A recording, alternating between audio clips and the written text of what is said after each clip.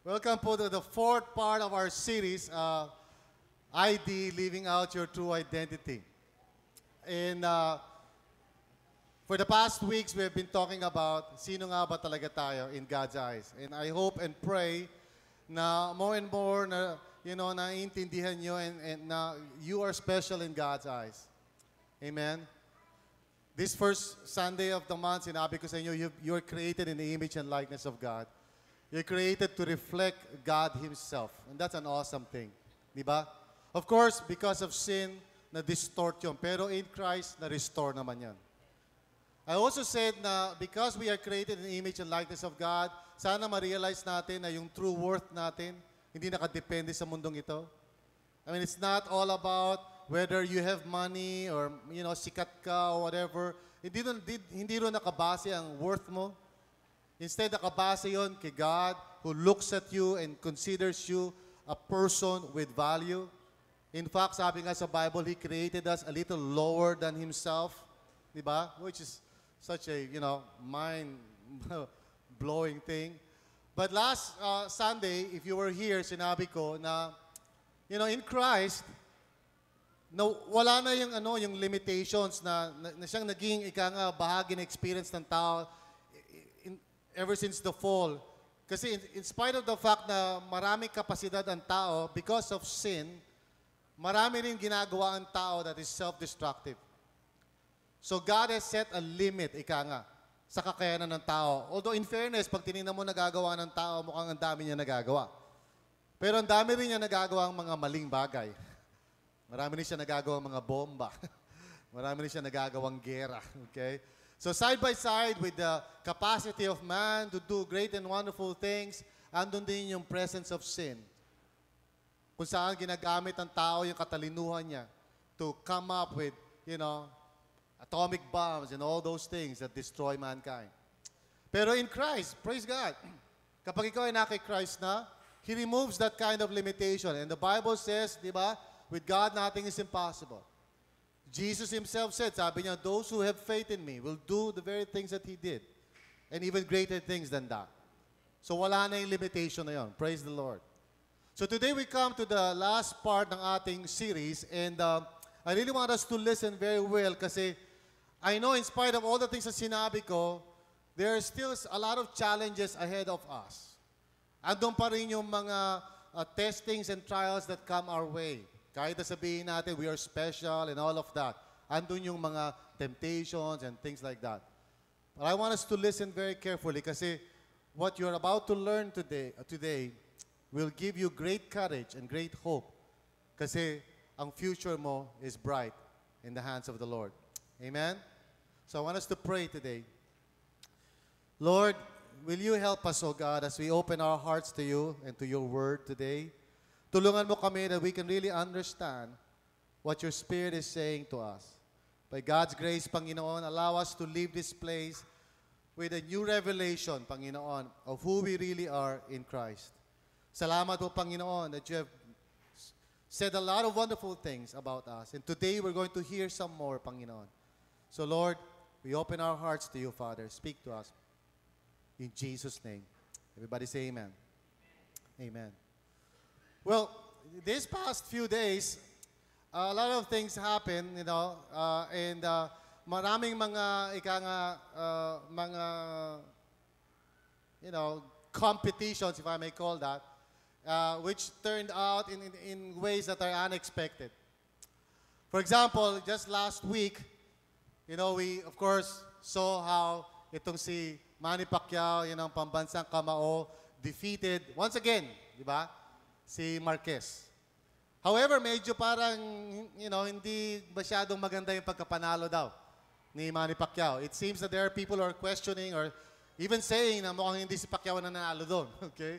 But nevertheless, nanalo siya, although hindi ayon sa expectation ng maraming mga tao, the way na parang, usually Pacquiao yan, parang knockout yan. Pero this time, parang hindi ganun na nangyari. So there was a bit of disappointment. And again, there was this thing that happened this week. Di ba? Out, galing sa pagiging presidente, and then congresswoman, and now she's arrested, It's a very sad story of how things turned out, okay, for her. Now, of course, personally, medyo nalulungkot ako because of yung so much spirit of vengeance na naririnig ko sa mga tao. Parang so much hatred and so much, I mean, I'm sure siguro meron siyang kasalanan din and para sa akin, it's only right na kung kinakailangan siya i-try in the courts, and we should do that.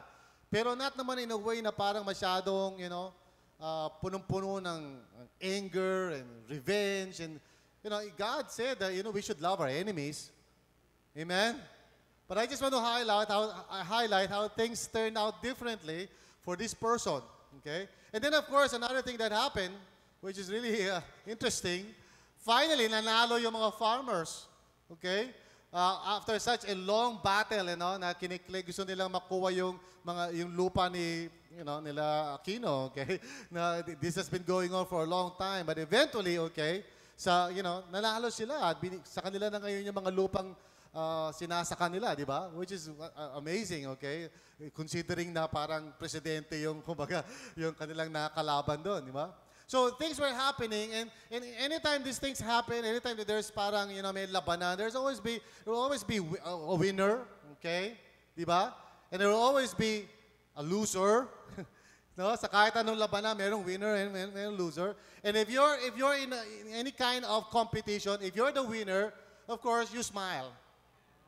Diba? You're happy if you're the winner, right? Kung ikaw yung winner, masaya ka. But if you're a loser, hindi ka masaya, right? Malungkot ka. And some people say na life is like a game. And there are winners and losers. And I think most of us dito, we don't want to become losers. Amen? We want to become winners. In fact, yung fear natin of losing is so great na sometimes, merong ilan sa atin dito probably, and I know a lot of people, are tempted talaga to even set aside the things of God just to pursue yung kanilang mga dreams or yung careers nila because they can't imagine a life kung saan they will not be successful. So they're willing to set aside, even si Lord muna ang pansamantala, sabihin nila, saka na muna yan, I'll pursue muna my career and become successful or whatever. Okay? That's a really great temptation. And a lot of people, of course, lalo na pag medyo nagkakaedad ka na and it seems like yung success is not any nearer to you than it was about 20 years ago. Pag maabot ka na ng 40, 50, alam mo medyo nabibilang na yung mga taon mo and if you're not yet successful, it creates a lot of stress sa isang tao. And some people even go to the extent of using other people para lang, to assure yung kanilang success. And they would sometimes even kill or destroy, people around them para lang wag mawala yung anumang kompetensya, and they would be the ones to really get that position o mag-succeed sila o mag-promote sila or whatever. Okay? Yung fear natin of losing is so great. But let me ask you a question. Because winning and losing is not just about, making money or being successful in your career. Let's talk about life itself. Is it possible for us to really be assured of victory no matter what happens in our lives? Is it possible to live our lives dito sa mundong ito with a sense of assurance na kahit ano pa ang mangyari, we know that we are going to win? Well, the Bible actually says yes. And today, I want you to hear the Spirit of God saying to your heart these words. As a believer, you are destined to be a sure winner. I want you to say that with me right now. Of course, right now, by faith nyo lang sasabihin. But by the time we finish this evening, you will be able to say with conviction. So by faith lang muna. Sabihin natin, as a believer, I am destined to be a sure winner. Now say that to the person beside you na may konting faith. Sabihin mo sa katabi mo, as a believer, I am destined to be a sure winner. Tingnan mo nga kung mukhang convincing yan. Katabi mo na yan. Okay? Ha? Baka lumalabas sa ilong yan. I'm a believer. I'm destined to be a sure believer. A sure winner. Okay? All right. I hope that by the time we finish, you will be able to rise up and live your life with a sense of destiny dahil alam mo, no matter what is going on, kahit mukhang parang hopeless yung situation mo, kahit mukhang parang ang dami-daming challenges, I want you to be able to claim your inheritance and be able to say, yes, in Christ, because I belong to Him. Sigurado ako, I will be a sure winner. Amen? Now, in order for us to understand this, we have to, first of all, talk about muna the other side. You see, unbelievers will become sure losers.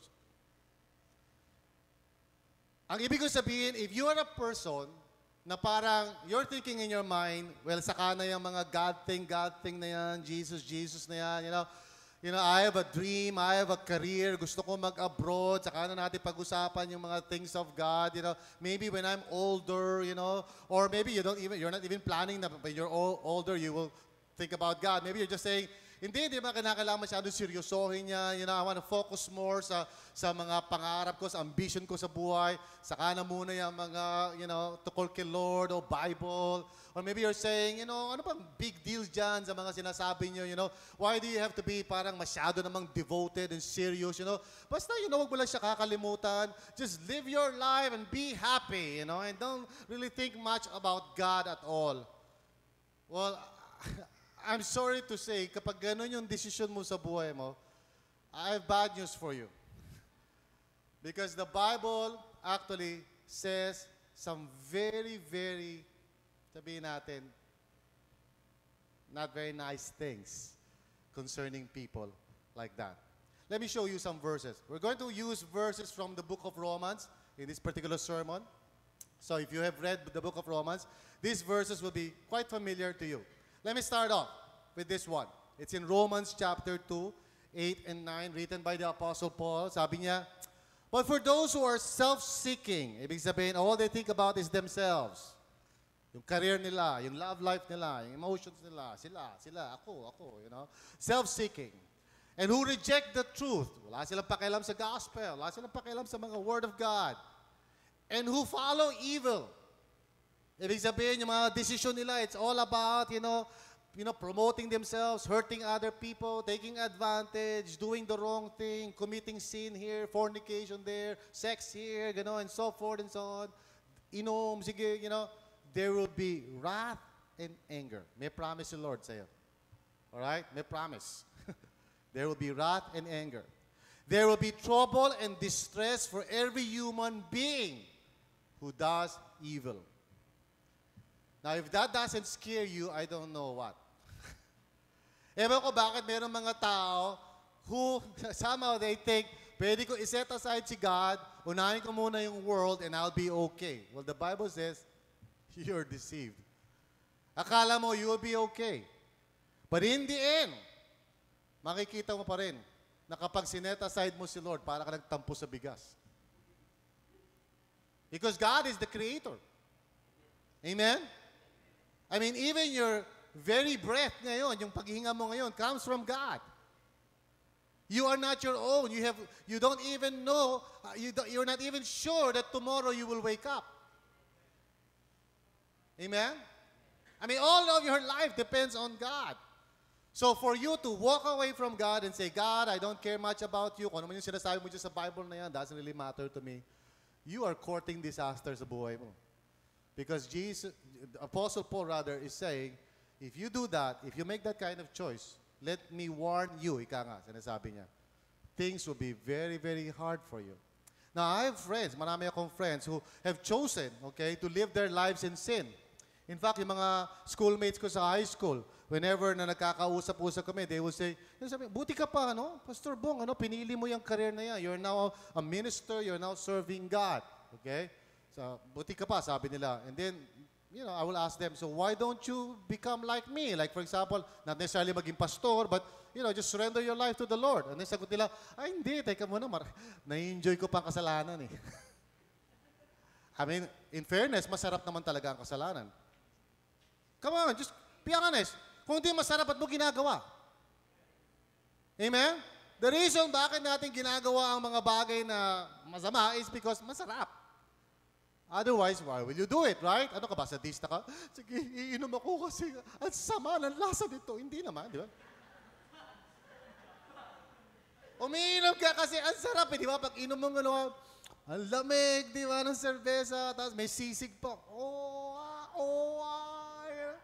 Ang sarap naman, di ba? Tapos mamayang kote, feeling mo, pogi-pogi ka. Pare, ang pogi natin. You know?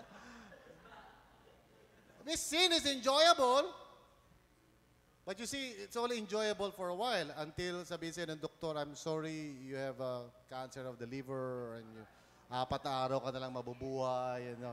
Now you realize, oh, wait, teka muna, time out. Pwede ba natin i-atras ang oras, you know, so that I don't have to take that first drink?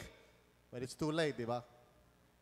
And many marriages get destroyed kasi they choose to disregard God's wisdom pagdating sa relationships.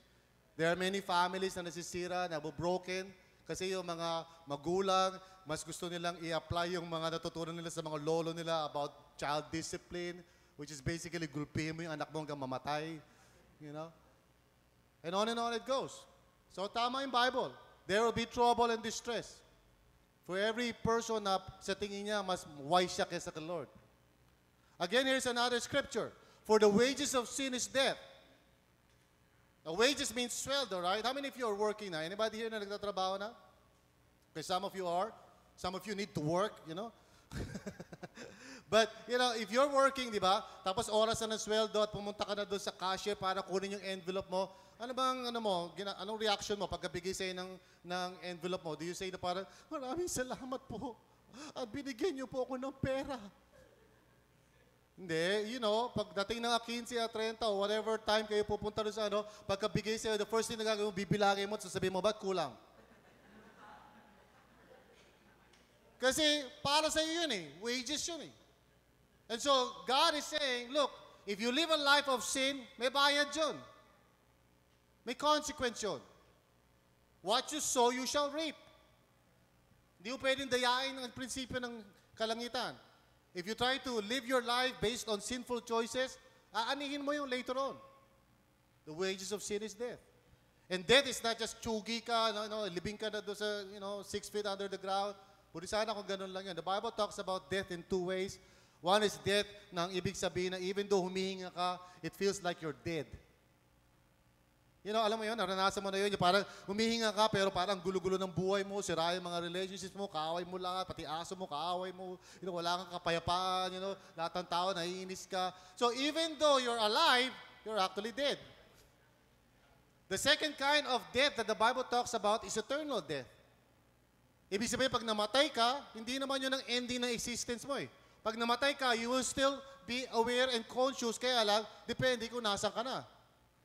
Pag pikit ng mata mo, it's either, pag nahuling hininga mo, you remain conscious. Pag lipat mo sa susunod, sa another dimension of reality, it's either you are in hell or you're in the presence of God. And by the way, wala nang second chance. Pag nangyari yun, hindi mo pwede sabihin kay Lord, Lord, pwede bang 100 days to heaven? Pakibalik mo nga ako doon. Wala na yun. That's it. Now, here's another verse. For what I do is not the good I want to do. No, the evil I do not want to do, this I keep on doing. Sabi niya. Now, if I do what I do not want to do, it is no longer I who do it, but it is sin living in me that does it. Now, Paul is analyzing in human experience, and he is saying, you know what? Sabi ni Paul, the more I think about this, na kapag wala si Christ sa buhay ko, even though I want to do what is right, I always end up doing what is wrong. And ito ang conclusion niya. What a wretched man I am. Once ma-realize mo yung frustration na yon, I don't know if you experienced that. Experience nyo na ba yun? Yung parang ang gusto nyo nang gawin, baguhin, gusto nyo na maging mabait. How many of you have thought about that? Magpapakabait na ako, I mean, this year, about every January 1 yun, di ba? Pakabait na ako, right? Di ba? Hindi na ako magmumura. Tapos inapakan ka sa MRT. So, nakakalimutan mo na agad yung ano mo, di ba? So, that experience leads you to a sense of frustration. So sabi ni Paul, what a wretched man I am, who will rescue me from this body of death? In other words, he's saying, pag wala si Christ sa buhay ko, what a miserable life this is. You see, unbelievers, mga tao who do not care about God. Para sa iyo, si God is nando sa pang 252 priority, you know? Kasi ang mas importante sa'yo, kung di man career mo, love life mo, you know, pera or whatever, pag-abroad, and God is nowhere in your radar. And God is saying, okay, if that's what you like, then you will suffer the consequences of that. So that's a very negative thing. So if I were you, ewan ko sa inyo, I mean, if I were you, you know, magising ka na sa katotohanan. If you're living your life right now na parang wala kang pakialam sa Panginoon as far as His will is concerned sa buhay mo, I mean, you should repent. Huwag mo nang patagalin yon. Because one day you'll wake up and you realize, puro regrets ka na lang because lumipas na lahat ang panahon. So, I see a lot of young people here. Taas sa kamay, young pa kayo, you're young. Wow. Pati yung hindi young, nagpupumilit maging young, okay? But anyway, you're young and praise the Lord. Alam nyo ba, na ang optimum energy ng isang tao is from the time that he goes into early adolescence until mga early adulthood, yun ang kanyang optimum energy. Yun yung mga time na pwede ka talagang, you know, kahit gising ka 24 hours, talagang dilat na dilat ka pa rin. You can play basketball, tapos swimming ka, tapos biking, tapos talagang, pagkatapos ng alas 12 na madaling araw, parang, sige, saan tayo pupunta? You know? That's your optimum energy. You know what? You're responsible for how you're going to use your optimum energy. God will hold you accountable for that. Pag dumating ka na sa age ko, kung saan pagtayo mo, may mga kung ano namang sumasakit-sakit, you know. Diba? Pag naglakad ka ng konti, parang hindi ka na makalakad ulit, you know. So, when you reach that certain age, you realize, boy, you know, sana nung bata pa ako, I should have served God with all my heart. So that's your chance, young people. Amen? Don't blow that chance. Okay, so let's go to this one, because this one is something really very important to each one of us. This will be more like a teaching time for you. Maybe not so much of a preaching, bagamat I'm preaching right now. Pero as you can see from your outline, mukhang medyo, you know, nosebleed yan, di ba? There are a lot of points there. But I want you to pay attention kasi this will change your life. Okay, let's talk about this. There are 3 things that can defeat you and me, okay? Or probably you and I. Okay, ano man tamang pronoun? You and me or you and I? We, okay? We can be defeated, okay? By 3 things. Well, the first one na pwede tumalo sa atin is sin. Sin. Diba? You want to just love God, serve God, and then sin comes into the picture, and then discourage ka, you hate yourself, bakit ko ba nagawa yun? Dapat di na kami nagpunta rin sa lugar na yun na madilim, you know? Dapat di na lang niya hinawakan yung kamay ko, kainis, you know? And you just begin to just feel frustrated. It can just stop you on your tracks, diba? If you're a believer, and sin comes into the picture, minsan, di-discourage ka na. Maraming kilala akong mga Christian na nung sila ay may nagawang mali, they decided to walk away from God. Kasi hindi nila matanggap yung sarili nila na nagkamali. Amen?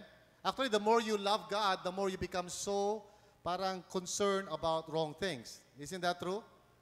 Pag medyo matagal ka na sa Panginoon and you do something wrong, hindi ka tulad, you know, kasi pag all your life you're doing wrong, tapos may ginawa kang wrong, parang wala lang, di ba? But if you come to the point in your life na talaga you love God, tapos you commit something wrong, ang hirap tanggapin about yourself na nagawa mo yun. Another thing that can stop you in your tracks is suffering. Diba? You love God, you love the Lord, and then here comes this trial, here comes this test, here comes this whatever, you know, and you get discouraged, and you know, and you question God, bakit Lord, ba't mo inalaw yun? Naglilingkod naman ako sa iyo, bakit ganito, right? So suffering when it comes into the believer's life can just, you know, discourage you and stop you right there and there. No, hindi mo matatapos yung race mo.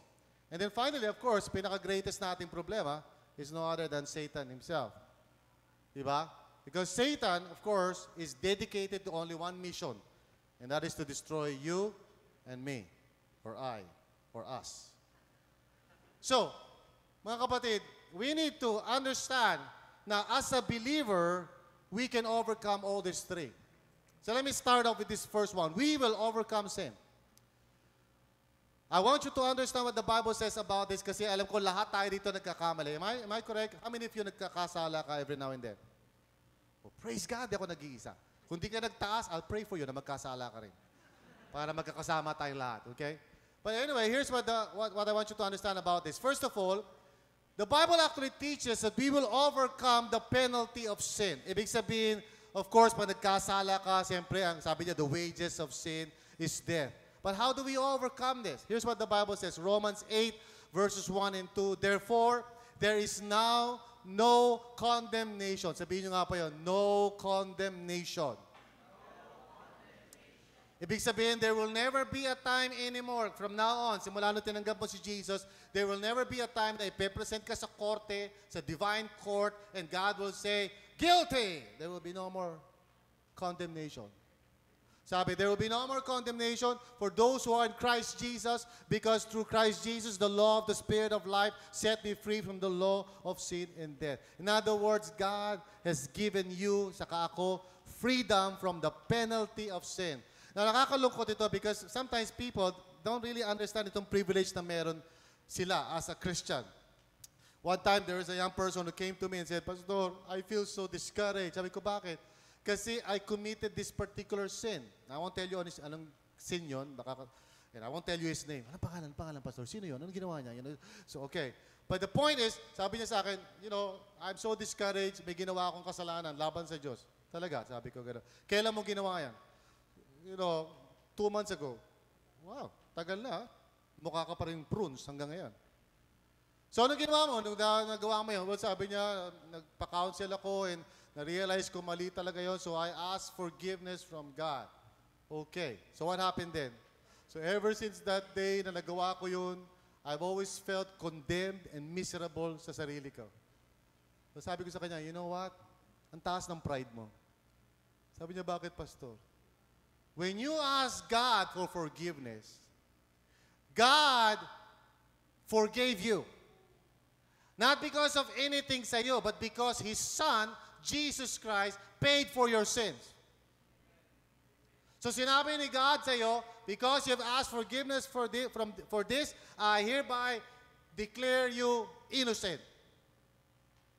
Kaso masyado ka ma-pride, sabi ko sa kanya. So pinaparusahan mo pa rin ang sarili mo after several months kasi may ginawa ka. But all you have to do is just say, God, thank you that through Jesus Christ, there is no more condemnation. You see, si Satan, kaya kanyang talunin if he can just make you feel miserable.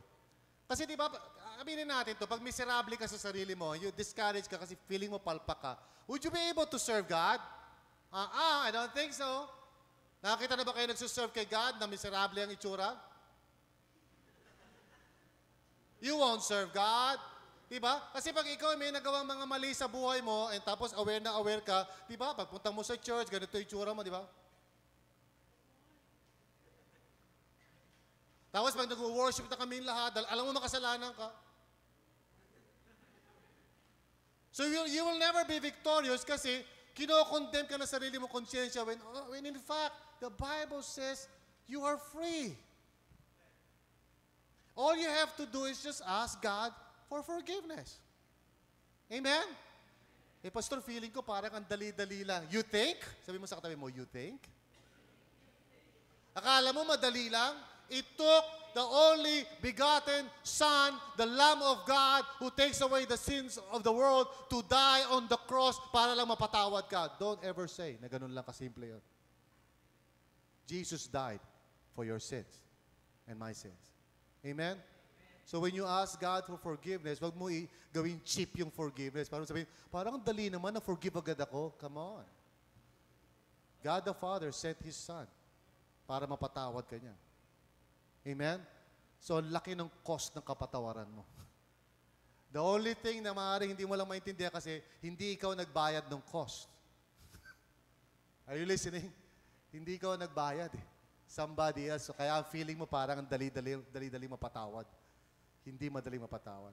Now, secondly, we will overcome the power of sin because, to be honest with you, very powerful ang sin and it's more powerful than your own willpower. Alam niyo ba yun? Sino may willpower? Kili-kili power. Okay, all of you have willpower, di ba? Sabi, gagawin ko to. That's willpower, di ba? Gagawin ko to, di ba? Magdodota ako sa ayot sa gusto nyo. Willpower ang tawag doon, di ba? The ability to decide. Now, alam nyo, ang kasalanan ay mas powerful kaysa sa willpower mo. Kaya kapag sinabi mo, hindi, ayoko na. Hindi na ako manonood ng malalaswang pelikula. Hindi na. Sa best lang. Okay. Hindi na ako iinom. O hindi ko na gagawin ito. Hindi na ako papayag sa gusto ng boyfriend ko. Pero isang kiss lang. You know? Because the truth is, yung willpower mo is powerless against the power of sin. Here's what the Bible says. It says, just to encourage all of you. The mind of sinful man, yung taong makasalanan, is death. But the mind controlled by the Spirit is life and peace. So in other words, ang isang tao na namumuhay sa kasalanan, ang kanyang buong pag-iisip at buong mga desisyon sa buhay, lahat may kinalaman sa kamatayan. But the mind controlled by the Spirit, opposite nun, is life and peace. The sinful mind is hostile to God. Pag ang isang tao ang umiiral sa kanyang kasalanan, hostile siya toward God. Galit siya. Pag sinabi mo, halika, punta tayo sa church. Anong church? Church! Churchin mo yung mukha mo. He's hostile toward God. The sinful mind is hostile to God. It does not submit to God's law. Pag sinabi mo sa kanya, di ba sabi sa Bible? Ano sabi sa Bible? Malay ko dyan. And nor can it do so. Hindi niya kaya. Even if he wanted to submit to God, hindi niya makayanan, hindi niya kaya because of the power of sin. Yun ang dahilan bakit may mga tao sinasabi nila, ba't ganun? Gusto ko na magbago pero di ko pa rin magbago sa sarili ko. Because sin is very powerful. Now, those controlled by the sinful nature cannot please God. So yun ang bottom line doon. So for as long as nabubuhay ka sa kasalanan, there's no way you can please God. Now, sabi sa verse 9, and this is what I want you to understand, bilang believer, ikaw, sabi mo sa katabi mo, okay? You, however, are controlled not by the sinful nature, so yan ang good news, but by the Spirit. Pero may condition, if the Spirit of God lives in you. Okay? In other words, kung Christian ka, itong reality, ang totoo nun, is that the Spirit of God is the one controlling you, hindi sin. So sabi niyan, and if the Spirit of God lives in you, and if anyone does not have the Spirit of Christ, sabi, he does not belong to Christ. So dalawang klase lang ang tao sa mundong ito. It's either Spirit-filled ka, or sinful ang iyong buhay. Now, here's the good news. The Holy Spirit is the only one powerful enough to defeat the power of sin. So that's why I'm saying na kapag ikaw Christian, you're not like other people kasi other people cannot say no to sin. Pero ikaw as a Christian, you can actually say no to sin. May power ka nun. Bakit? Because the Holy Spirit lives in you. Amen? Hindi galing sa sarili mo. Hindi yung, ayoko na, hindi ko na, hindi. No, it's all about parang, Holy Spirit, please fill me. I will worship you and thank you. And as the Holy Spirit fills you, He gives you the capacity to actually say no sa mga temptations na dati pinapabaksa ka lagi. Amen? So Spirit-filled believers kayo, if you're a Christian, hindi ka na talunan ng kasalanan. In fact, ewan ko why some of us dito hinahayaan natin na gawin tayong punching bag ni Satan.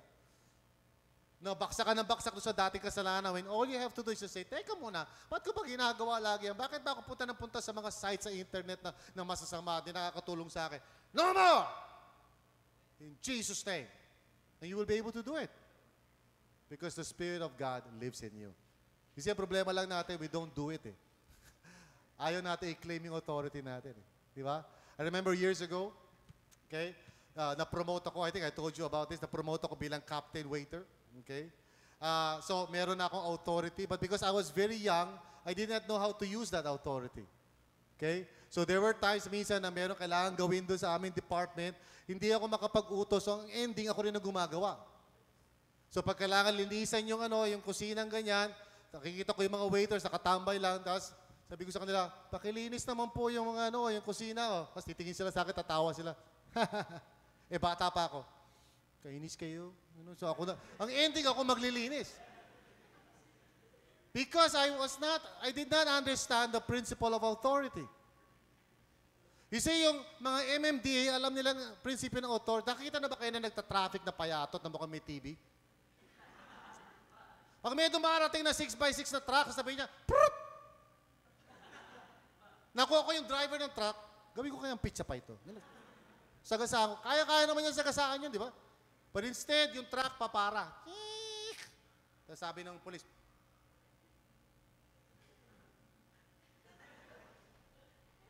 Because He has authority.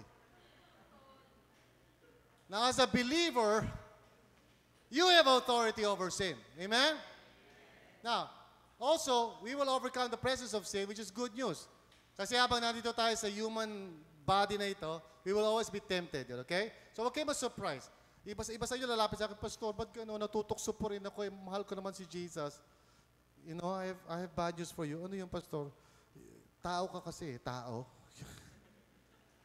And for as long as you're living in this body, you will be tempted. Amen? Right? So, ang mga lalaki, ganun talaga yon. Kahit na tumanda pa kayo, pag nakakita kayo ng maganda, naglalakad kayo, nakakita kayo ng maganda. O, di ba? Kahit na ano pa sabihin mo, talagang normal yon, di ba? Kasi, you know, you are tempted okay? Now, of course, ibang klase yung pag naglalakad kayo, susundan mo gano'n, you know? That's a different thing. But anyway, darating ang time na wala na tayong problema ganyan. Because here's what the Bible says. Romans 8 verse 11. And if the spirit of Him, that is, of course, Jesus, who raised Jesus from the dead, or rather God pala, is living in you, He who raised Christ from the dead will also give life to your mortal bodies through His Spirit who lives in you. In other words, magkakaroon ng resurrection, magkakaroon ka ng panibagong body na hindi na matitempt kailanman. Amen? So that's the promise of God. Eventually, darating ang time, you won't struggle with sin anymore. Amen?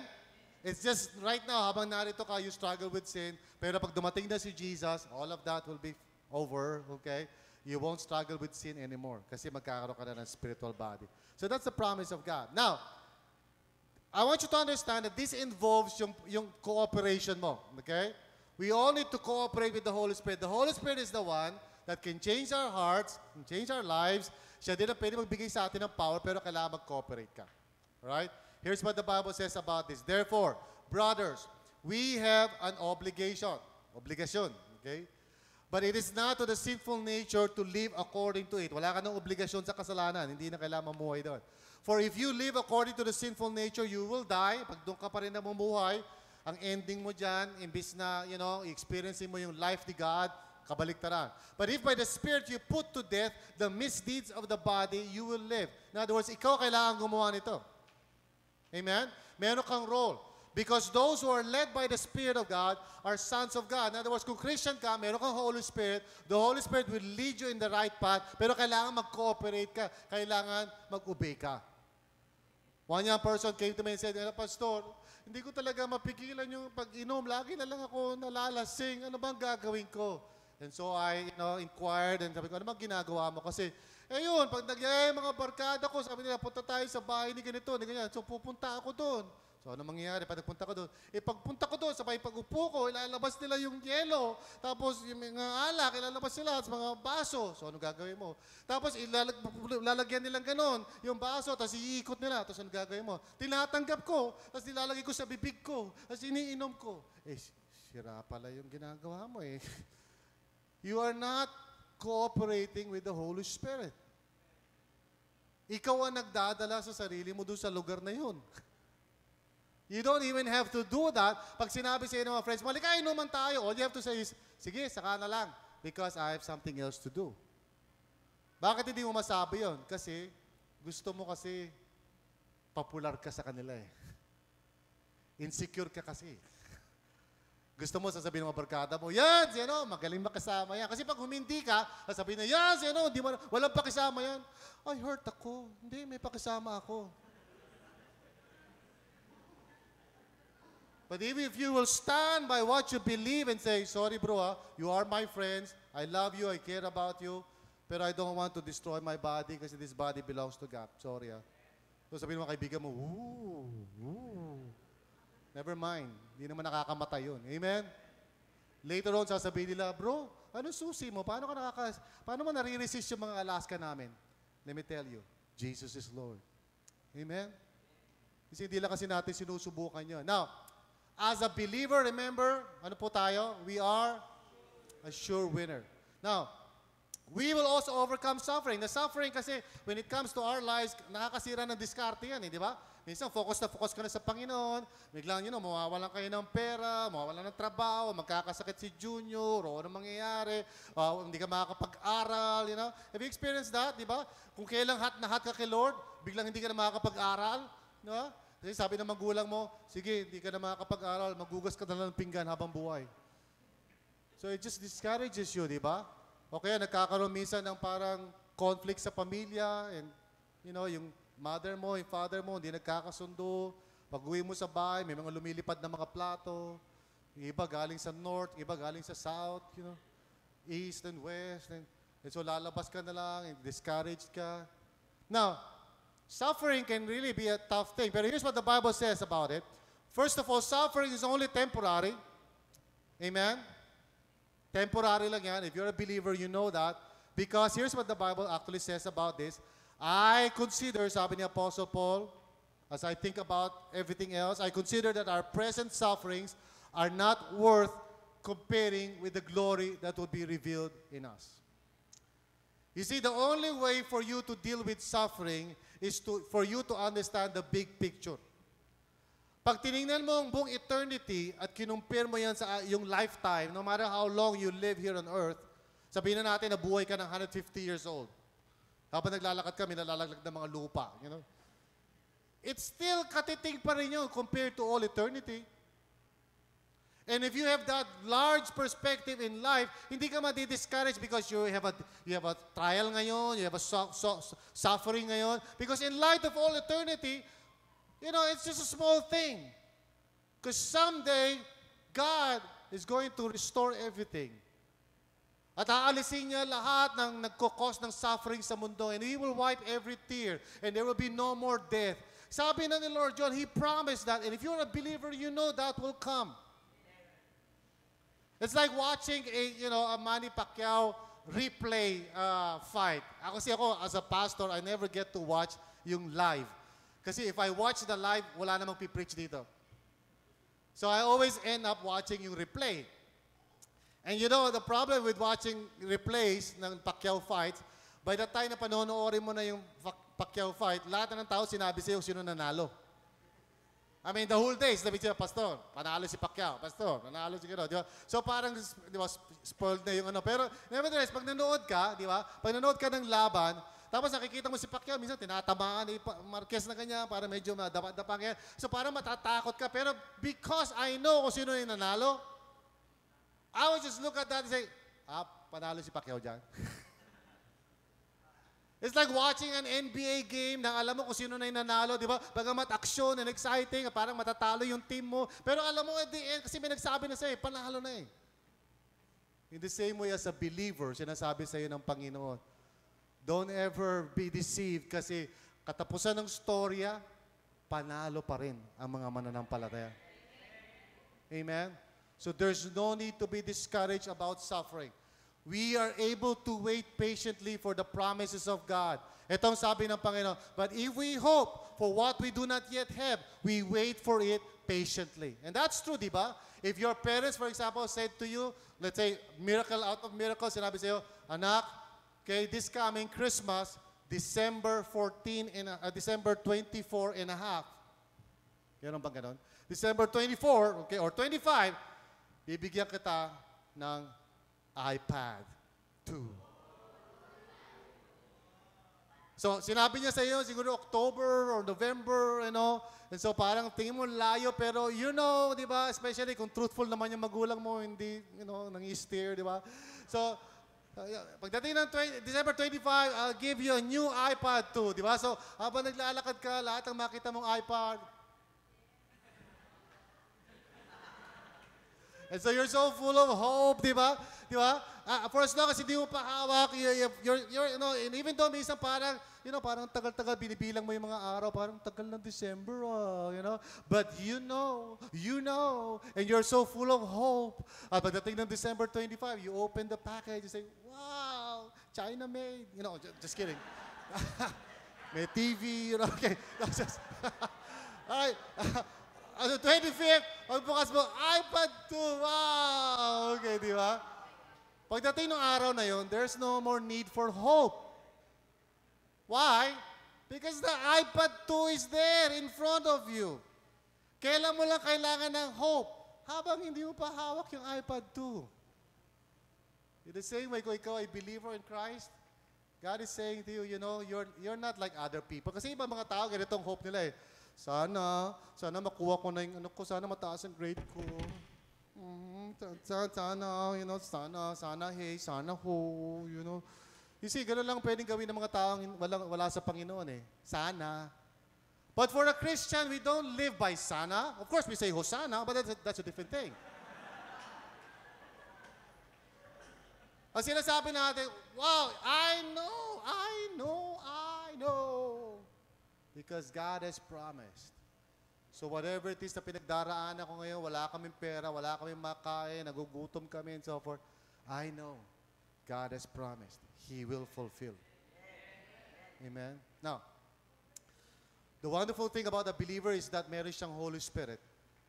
And you should claim this for yourself kung ikaw ay Christian. You have the Holy Spirit and is willing to help you pag dumadaan ka sa mga pagsubok. Here's what the Bible says. In the same way, sabi ganyan, the Spirit helps us in our weakness. We do not know what we ought to pray for, but the Spirit Himself intercedes for us with groans that words cannot express.